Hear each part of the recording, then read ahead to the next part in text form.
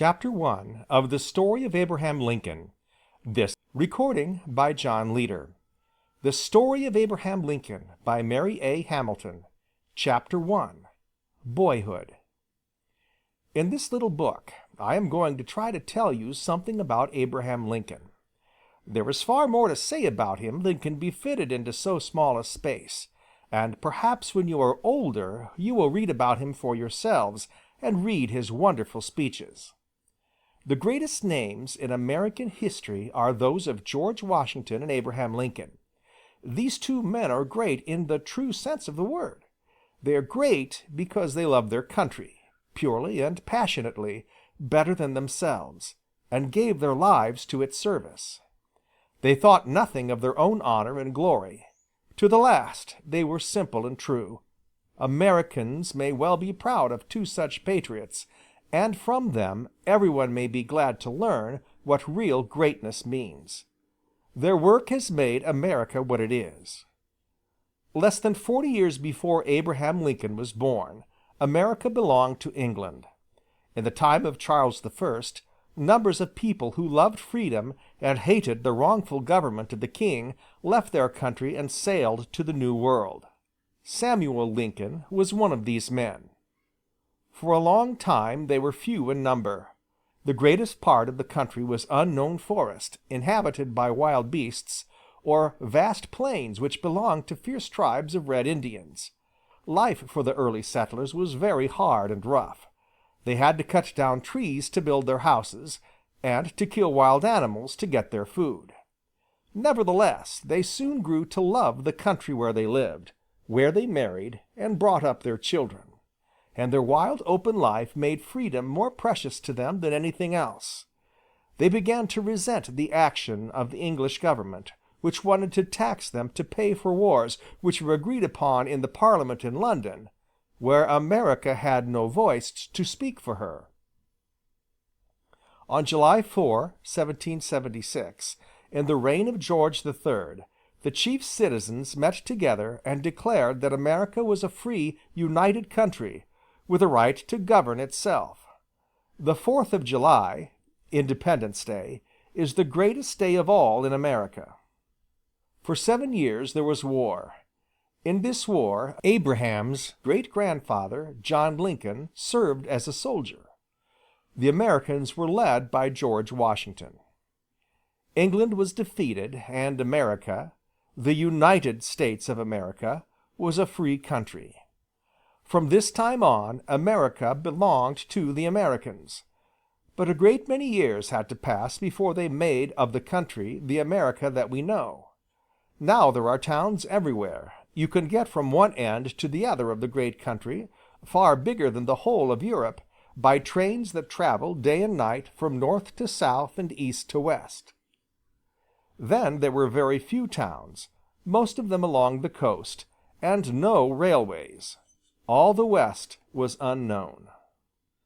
After the war was over, bands of explorers set out to fight the Indians and to find new homes for themselves, and Abraham Lincoln's grandfather, after whom he was named, was one of the first of these explorers.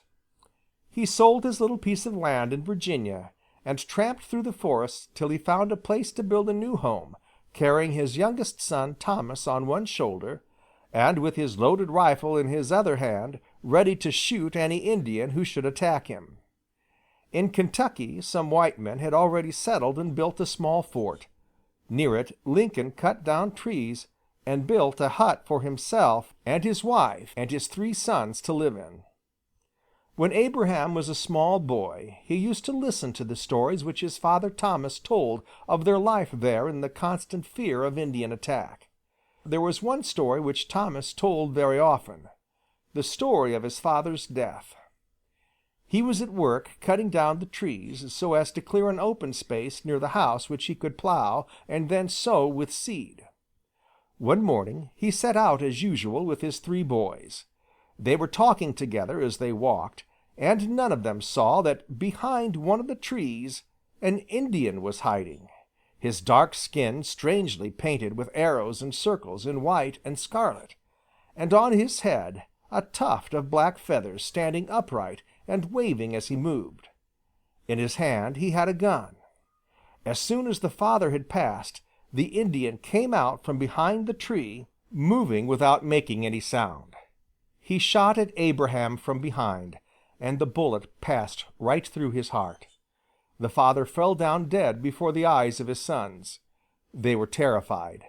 The two eldest ran off, one to the house, and the other to the fort to bring help. Thomas, the youngest, was only 6. He could not run so fast as his brothers, and he was too much frightened to try. He stood still beside his father's body, not understanding what had happened. His eldest brother, Mordecai, made all speed to the house. As soon as he reached it, he took down a gun, loaded it, and jumped up to the window so that he might shoot at the Indian out of it. As he looked out, he saw the Indian walk up to the place where the dead body lay, look at it for a moment, then pick up little Thomas, put him under his arm, and turn to walk away with him. Mordecai felt his heart stand still with fear, but he was a brave boy, and his father had taught him how to shoot at a long distance. He aimed straight at the white star painted on the Indian's naked chest. There was an awful moment. Then the Indian fell back dead upon the ground, dropping the child from his arms. Thomas ran to the house as fast as his legs would carry him, screaming with fear, for now several other Indians began to appear from the wood. Mordecai fired again and again at them from the house, and people came from the fort, brought by his brother, and drove the Indians away. Mordecai, when he grew up, spent his life in waging war upon the Indians, killing them wherever he met them. Thomas was neither so strong nor so clever as his brother. He became a carpenter, but he was never a very good carpenter. He was not very good at anything but sitting by the fire telling stories. He did that very well indeed, and people generally were fond of him. But he was not a successful person. He had none of his son's wonderful power of work. He always wanted to do something else, not the thing before him, and living somewhere else, not settle down to work where he was. He built himself a log cabin at Elizabethtown on the edge of the forest, and when he was 28 he got married and took his wife to live there. It is said that all great men have had great mothers. Nancy Hanks had much more character than her husband, and her son was much more like her. She had a very sweet, unselfish nature, and everyone loved her. She had had more education than her husband, and could read and write. She taught him to sign his name. After the first child came, a daughter called Sarah, Thomas Lincoln, who always thought he could make a fortune somewhere else, moved farther west to a place called Noland's Creek. The place was not at all attractive, but it was cheap. The soil was hard, it was rocky and barren, and nothing but weeds seemed to grow in it.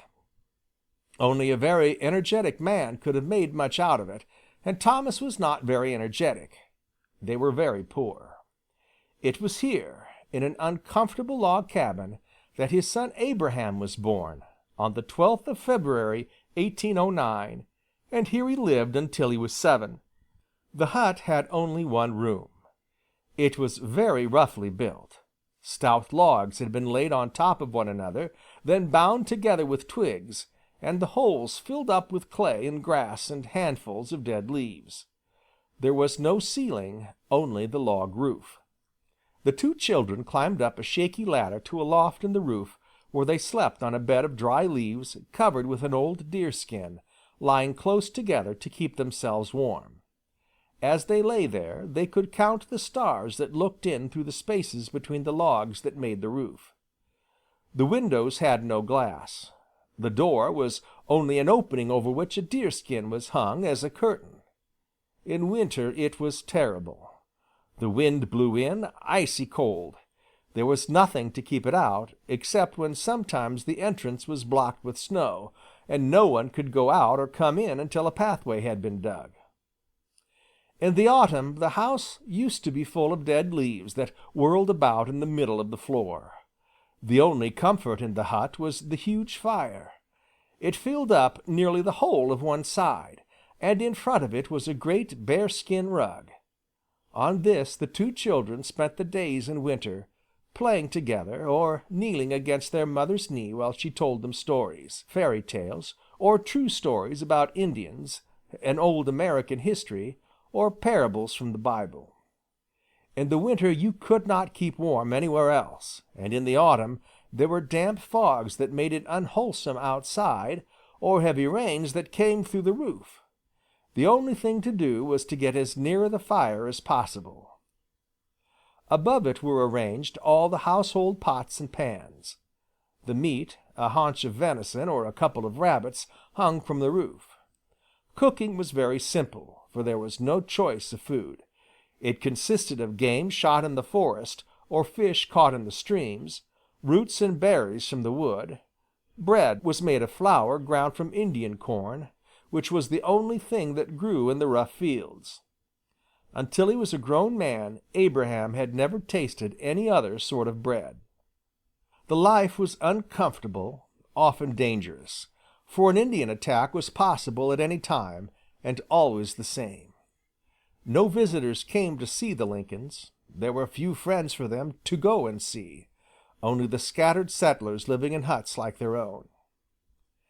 Abraham soon learnt to make himself useful. He would cut and bring home wood for the fire, help his mother in the house, or his father out of doors. In summer he spent long hours roaming about the woods. He soon learned to use a rifle, for it was not safe to go far unarmed, and he became a good shot. He remembered very little about this time when he grew older. One day he had been out fishing, and at the end of it he caught a single fish. With this he was walking home to supper when he met a soldier. His mother had taught him he must always be good to soldiers who fought for their country, and therefore the little boy gave the soldier his fish. His father always thought that he should be better off somewhere else. He heard that across the Ohio River there was rich land which anyone could have who chose to go and take it. So when Abraham was 7 and his sister 9, they moved. The father built a raft and put his family and all the goods he had, after selling his house, onto it, and they sailed down the river, getting food on the way by shooting and fishing, till they came to a place they liked called Little Pigeon Creek. It was simply an opening in the forest. Here they disembarked, and for a year they lived in a roughly built shelter, without a floor or doors or windows, while the father and his son built a better cabin, and cut down trees and shrubs to clear a place for planting corn. When it was finished, Abraham's aunt and uncle, Mr. and Mrs. Sparrow, and 2 cousins, John and Dennis Hanks, came to live with them. The 3 boys were great friends, and they worked together on the farm until they all grew up. Abe, as they called him, was a very tall boy for his age. His long legs were always in his way, and they seemed to get longer every day. He never wore stockings until he was a young man, but moccasins, such as the Indians wear, shoes of leather, with a fringe round the top, and long deerskin leggings, a deerskin shirt which his mother had made him, and a cap which was seldom on his head, it being covered enough by his thick black hair. His hair was never tidy, always in his eyes, and having to be pushed back. Abe was clever with his axe and a good workman. His mother had taught him to spell, but there was little chance of learning in Pigeon's Creek. For a year the little family lived there very happily. Then a mysterious sickness broke out in the place. No one knew why or how to cure it. They called it the milk sickness. Many people fell ill of it, and hardly anyone recovered. Mr. and Mrs. Sparrow both died of it in the autumn, and a few days afterwards Mrs. Lincoln sickened and died too. To her children this was a terrible grief. Abraham, though a boy when she died, never forgot his mother.